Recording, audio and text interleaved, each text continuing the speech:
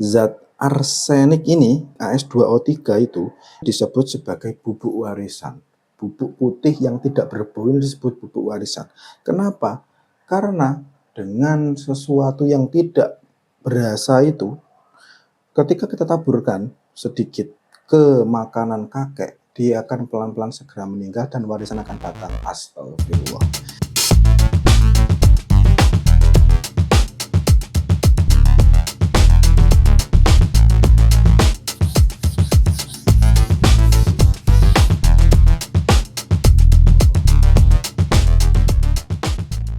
Halo teman-teman semua, selamat datang kembali di Baru Belajar. Alhamdulillah kita sekarang sudah masuk di bab 4. Bab ini judulnya adalah reaksi di media air. Reaksi di media air ya, kalau nggak salah, sekitar itu lah ya. Sebentar, tadi saya catat judul babnya. Kita masuk di reaksi dalam larutan berair. Mungkin pengertiannya agak tidak lazim ya. Reaksi dalam larutan berair. Syukur kita sudah bisa masuk ke bab 4. Alhamdulillah perjalanan selama 1 tahun lebih berprogres pelan-pelan. Seperti biasa, sebelum kita memulai pembicaraan ini panjang lebar tentang topik hari ini, mari kita mulai terlebih dahulu dengan berkirim Fatihah, memohon keberkahan kepada Allah Subhanahu wa taala. Kita juga berkirim Fatihah yang pertama kepada kedua orang tua kita, yang kedua kepada guru-guru kita, dan yang ketiga khususan pada mualif kitab kimia dasar yang kita bicarakan, yakni Bapak Raymond Chang. Kepada semua yang telah disebutkan, Al-Fatihah.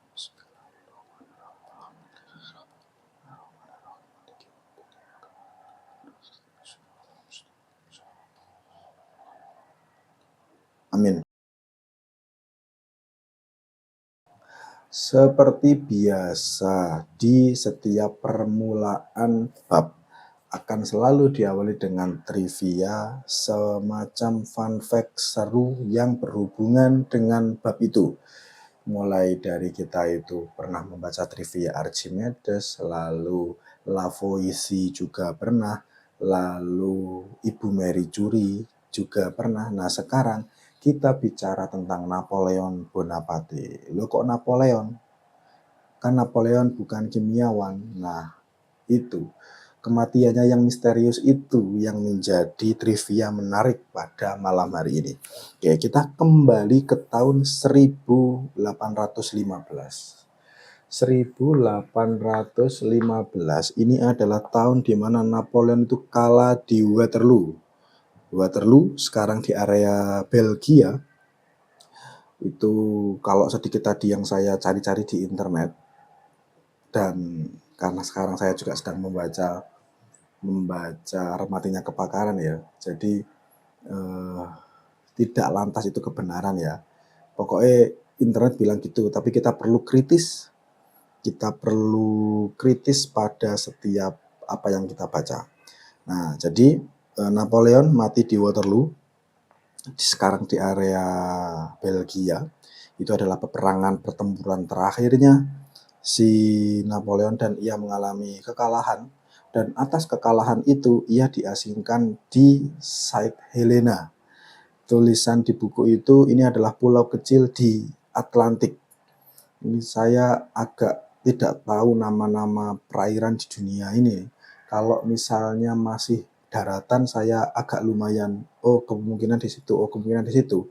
Tapi kalau sudah ngomong Pasifik, Atlantik, Laut Cina sih karena ada Cinanya ya. Jadi itu di mana ya, itu di Atlantik itu. Gitu. Jadi saya cari dan Edian ternyata si Napoleon yang orang Prancis yang ya Eropa itu ya, di Eropa itu dia diasing di Saint Helena, yang mana Saint Helena itu adalah sebuah daratan kecil di baratnya Afrika dan di timurnya Brazil. Artinya di tengah-tengah samudra yang sebesar itu, yang memisahkan antara daratan Afrika dengan Amerika Latin. Nah, di tengah-tengah situ itu ada Saint Helena, ada pulau kecil Saint Helena, dan Napoleon diasingkan di situ. Luar biasa terasing gitu kalau buat saya, karena ini mulainya dari Prancis gitu. Nah, diasingkan di St. Helena dan ia menghabiskan 6 tahun terakhirnya sampai meninggal di situ. Jadi di 1815 ini adalah tahun kekalahan Napoleon di Waterloo. Itu. Oke, ini yang pertama. Jadi tulis ya, misalnya ini Napoleon kalah lalu diasingkan di St. Helena. Ini adalah tahunnya. Kita bergerak sangat jauh. Pada kematian Napoleon itu kan terjadi simpang siur yang luar biasa. Banyak yang mengatakan bahwa dia dibunuh atau memang dia memang sudah usia atau seperti apa. Terjadi simpang siur yang luar biasa. Kita melompat sangat jauh. Nah, saya ke sini dulu karena nanti di sini tuh ada. Melompat sangat jauh di tahun 1960. Sebuah tahun yang sangat dekat dengan kita ya, 1960. Kalau di Indonesia itu ini sudah eranya Bapak Soekarno, di era Bapak Soekarno 1960, di era akhir-akhirnya. Nah, di sini merespon kematian Napoleon yang penuh kontroversi itu, penuh pertanyaan apakah dia itu dibunuh atau tidak, itu yang tidak jelas ke kondisinya. Bergerak jauh ke 1960, di sini ini ada sebuah peneliti yang meneliti sampel rambut dari Napoleon dan menemukan ada banyak sekali arsen. Ada banyak sekali arsen yang ada di rambutnya Napoleon. Sampel rambut Napoleon dianalisis dan ada banyak arsen. Nah, tiba-tiba ketahuan bahwa ternyata ada arsen ini kan semakin menguatkan. Pertanyaannya adalah dia itu dibunuh atau memang meninggal. Karena ada sampel arsen, semakin banyak orang mengarah bahwa Napoleon itu dibunuh. Dan orang yang dituduh membunuh adalah satu gubernur St. Helena saat itu yang memang konon kabarnya orangnya itu sering bersih tegang dengan Napoleon. Dan yang kedua adalah memang dari kerajaan Prancis sehingga membuat Napoleon itu dihalang-halangi untuk kembali ke Prancis. Seperti itu. Jadi ini ada sebuah penelitian yang menggemparkan dan membuat berarti dibunuh kalau begitu. Nah, siapa yang membunuh? Ya gubernurnya St. Helena saat itu, ngono kuwi. Itu. Jadi arsenik, nah, informasinya adalah arsenik. Nah, informasinya adalah bahwa arsenik adalah senyawa yang sebetulnya tidak semuanya itu memiliki nilai toksisitas yang tinggi. Itu. Jadi arsenik sebenarnya adalah sebuah materi kimia yang tidak semuanya itu memiliki nilai toksisitas yang tinggi. Maksudnya gimana? Bahwa tidak semua bilox yang dimiliki oleh arsen itu punya nilai toksisitas yang tinggi. Yang memiliki nilai toksisitas tinggi adalah AS3. AS3 kalau dalam wujud oksida itu ya. Jadi AS2O3. Ini adalah salah satu zat arsen yang memiliki nilai toksisitas tinggi. Sifat fisiknya adalah dia itu putih, larut di air, tidak berasa, dan juga dibiarkan akan sulit terdeteksi. Sangat mudah sekali membuat zat ini menjadi racun yang sulit untuk dideteksi. Pertama dia putih, larut di air, tidak berasa, artinya orang itu akhirnya ya nggak sadar, nggak berasa, tidak berasa, dan jika dibiarkan terlalu lama dia sulit untuk dideteksi.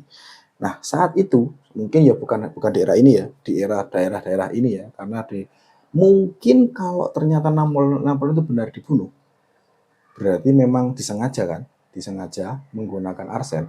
Di area-area tahun ini, zat arsenik ini AS2O3 itu disebut sebagai bubuk warisan. Bubuk putih yang tidak berbau ini disebut bubuk warisan. Kenapa? Karena dengan sesuatu yang tidak berasa itu, ketika kita taburkan sedikit ke makanan kakek, dia akan pelan-pelan segera meninggal dan warisan akan datang. Astagfirullah. Itulah kenapa alasannya bubuk arsen itu disebut sebagai bubuk warisan, gitu. Nah, oke. Jadi sudah ada 2 kejadian ya. 1815 Napoleon kalah di Waterloo, diasingkan di St. Helena, meninggal tidak jelas, dibunuh atau memang karena usia atau gak sengaja. Lalu di tahun 1960 ditemukan bahwa di rambutnya ada arsenik. Kita kembali ke belakang, kita kembali ke tahun 1832. 1832. Oke. Ternyata di tahun ini tuh ada seorang kimiawan Inggris namanya James Mars. James Mars. Nah, ini adalah kimiawan Inggris yang dia itu melakukan kerja-kerja membuat metode deteksi arsenik yang diberi nama dengan namanya sendiri, yakni uji Mars. Orang ini cerdik karena mampu membuat pendeteksi arsenik yang luar biasa sensitif dan selektif.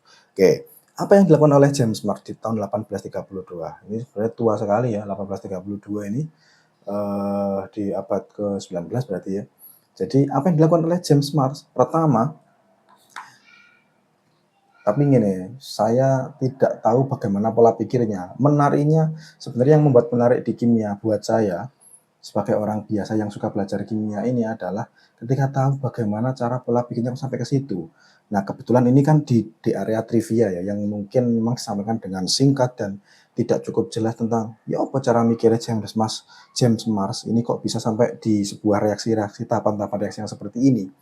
Nah, karena yang dilakukan pertama oleh James Mars adalah mencampurkan zinc dengan asam sulfat, H2SO4. Nah, yang pertama dilakukan adalah menggabungkan atau mencampurkan zinc dengan asam sulfat, yang mana reaksinya akan menjadikan ini bertukar jadi Zn dengan SO4 ditambah dengan sisa H. Ini jangan H2, 2H gitu. Jadi sisa ini. Nah, ini adalah zat yang nantinya akan mereduksi si arsenik. Jadi ini jadi zinc, asam sulfat dicampur dengan sampel yang kemungkinan terkontaminasi oleh arsen. Jadi ada 3 langsung ya, ada zinc, ada asam sulfat, dan sesuatu yang kemungkinan terkontaminasi oleh arsen. Jadi pertama-tama zinc itu akan bereaksi dengan asam sulfat dan hasilnya adalah ZnSO4 ditambah dengan 2H, dan 2H ini saya tulisnya ini sesuai dengan keseimbangan reaksinya ya. Jadi ini 12H ini akan bereaksi, kalau ternyata sampel itu beneran ada arseniknya, dia akan bereaksi dengan AS2O3. H2 ini akan mereduksi si AS, ini akan melepaskan O2 dan hasilnya adalah ASH3, 2ASH3 ditambah dengan 3H2O. Sudah ada air dan ini adalah ASH3. Nah, yang nomor 3 setelah ini, karena ini kan air ya, nah kita dapatkan ASH3 ini ketika dia ini 2 kali, ketika dia dipanaskan, kita akan dapatkan 2AS ditambah dengan 3H2 dan ini mengkilap. Ini mengkilap dan disebut dengan cermin arsenik. Ada beberapa hal yang situasi yang akan membuat cermin seperti arsenik seperti ini. Ada satu lagi, apa itu? Molybdenum atau apa gitu. Pokoknya ada satu. Saya tadi sempat baca-baca. Ternyata ada metode yang lanjutannya yang membuat bahwa kalau begini itu pasti arsenik, tapi kalau begini itu yang lainnya. Jadi sebenarnya ada pengujian lanjutan, tapi sampai sini ini adalah yang dilakukan oleh James Mars. Nah, ini yang tadi saya tanyakan. Ya apa cara mikirnya James Mars sampai ke reaksi-reaksi ini? Kenapa dia mula-mula dengan menggunakan zinc dan asam sulfat, lalu kenapa dia itu bisa langsung mereduksi H2 dengan ini untuk apakah saat itu untuk memproduksi gas hidrogen itu berarti menggabungkan asam dengan zinc atau seperti apa gitu. Ya itulah apakah apakah sekarang itu berarti kalau produksi H2 bisa dengan lebih mudah kita bisa ganti untuk mendapatkan H2 untuk mendapatkan H ini untuk mendeteksi arsenik apakah bisa dengan sumber-sumber yang lain atau seperti apa? Itu yang memang tidak dijelaskan karena trivia ya, karena memang singkat. Nah, ini tapi karena ini tahunnya itu datang setelah kejadian kekalahan Napoleon ya. Pak Pak Raymond Chang di bukunya itu menuliskan bahwa sayang sekali James Marsh tidak bisa membantu membongkar kebenaran yang terjadi di tahun 1815 karena ini kan beritanya datang setelah itu. Jadi sayang sekali James Marsh tidak mampu membongkar kebenaran apa yang sebenarnya terjadi karena kalau sebenarnya dari awal kematian atau ya kan 6 tahun setelah ini kan Napoleon meninggal ya. Kok sudah ada penelitian ini, mungkin jawabannya itu tidak sampai menunggu selama ini. Bahwa dari awal mungkin sudah tahu bahwa oh ternyata di kepala atau di rambutnya Napoleon itu banyak arsen, itu kan mungkin sudah tahu dari awal. Jadi tulisannya Pak Raymond Chang adalah sayang sekali ini penelitiannya datang belakangan jadi tidak bisa mengungkap fakta kebenaran di tahun 1815 plus 6 itu 1821 itu. Nah, itulah. Oke. Nah, sekarang kita bergerak ke sini, ke 1990. Ini adalah tahun-tahun di mana muncul banyak teori konspirasi tentang kematian Napoleon.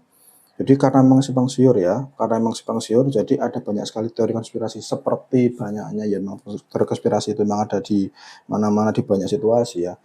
Ada teori konspirasi yang mengatakan bahwa oh ternyata Napoleon itu tidak dibunuh tapi tidak sengaja menghirup gas-gas berbahaya yang ada di wallpaper dindingnya. Kalau teman-teman melihat di budaya Eropa atau di kartun atau di film-film yang ditunjukkan itu bahwa di area Eropa di era 18-an itu kan dinding-dindingnya ada banyak wallpaper atau kertas yang sengaja ditempelkan di dinding biar lebih menarik. Jadi sampel wallpaper kamar pribadi Napoleon itu ternyata juga mengandung tembaga arsenit. Tembaga arsenit itu adalah memang senyawa yang umum digunakan orang saat itu untuk memberikan warna hijau. Jadi memang ditemukan sampel wallpaper itu mengandung tembaga arsenit yang itu membuat warna hijau. Jadi wallpaper di kamar pribadinya Napoleon ya, itu ada tembaga arsenit seperti itu. Nah, karena gini, teori konspirasinya itu berlanjut. Jadi karena di St. Helena itu lembab, itu akhirnya membuat jamur itu banyak di situ, tumbuh berkembang dengan cepat dan akhirnya membuat merkuri yang ada di tembaga arsenit ini. Jadi tembaga arsenit ini, kok merkuri sih? Arsen yang ada di tembaga arsenit ini berubah menjadi CH3 3 kali AS atau disebut dengan trimetil arsin. Nah, ini adalah sebuah zat yang mudah yang kalau dihirup itu bisa menurunkan kesehatan. Jadi ini adalah gas yang kalau dihirup itu bisa menurunkan kesehatan. Nah, meskipun itu tetap tidak jelas, karena tidak jelas, ini tidak jelas, namanya teori konspirasi ya. Ini tetap tidak jelas gitu. Nah, kontroversi itu datang lagi ketika ternyata ada banyak kisah yang mengatakan bahwa tamu-tamu yang datang ke rumahnya Napoleon di St. Helena tahun 1815 itu juga mengalami gangguan gastrointestinal atau itu gangguan yang terjadi pada orang yang kemasukan arsen di tubuhnya. Tetapi membaik ketika beraktivitas di luar atau jalan-jalan di luar atau bekerja di luar. Nah itu konspirasi yang muncul di tahun 1990-an. Ya ini adalah beberapa rangkaian jalan yang mungkin saya nggak tahu ya, nggak ngikuti juga ya. Mungkin sampai sekarang juga masih belum terpecahkan apa yang terjadi di tahun 1915 plus 6 tadi itu ketika kematian Napoleon. Apakah benar itu karena diracun atau gak sengaja di dindingnya ada arsen itu seperti apa. Jadi tidak jelas, saya juga tidak mengikuti. Teman-teman yang tahu ya silakan memberitahu saya. Itu saja. Tapi yang pasti adalah bahwa dari rangkaian ini kita tahu bahwa bahan kimia yang salah satunya di sini adalah arsen, itu bisa mempengaruhi, ya kan, bisa mempengaruhi dan bisa dideteksi dengan metode yang indah sekali seperti ini. Makanya saya indah sekali, tapi saya tidak tahu dengan lebih detail. Kita memang belum tahu, atau mungkin tidak akan tahu bagaimana kematian Napoleon itu terjadi atau kenapa kematian itu bisa terjadi, apakah dia dibunuh atau tidak sengaja atau seperti apa. Tapi yang pasti bahwa kita tahu analisis kimia itu berperan dalam banyak kegiatan, banyak kegunaan analisis kimia di semua ini. Kita tahu bahwa analisis kimia bisa digunakan untuk investigasi, lalu bisa digunakan untuk penelitian murni, bisa juga untuk quality control kalau yang sekarang ini, terus bisa digunakan untuk diagnosa penyakit, dan yang dalam kasus seperti ini berarti bisa digunakan untuk membuat kerja-kerja forensik menjadi lebih baik. Itu adalah fungsi dari analisis kimia dan itu adalah pengantar dari bab 4 ini, yakni bab tentang reaksi dalam larutan berair. Yang mana di bab ini nanti kita akan berbicara tentang sifat umum larutan larutan kimia ya. Ada yang elektrolit dan elektrolit itu, ada yang pengendapan, ada asam basa, ada redoks, ada konsentrasi larutan masuk lagi dan ada stoikiometri larutan.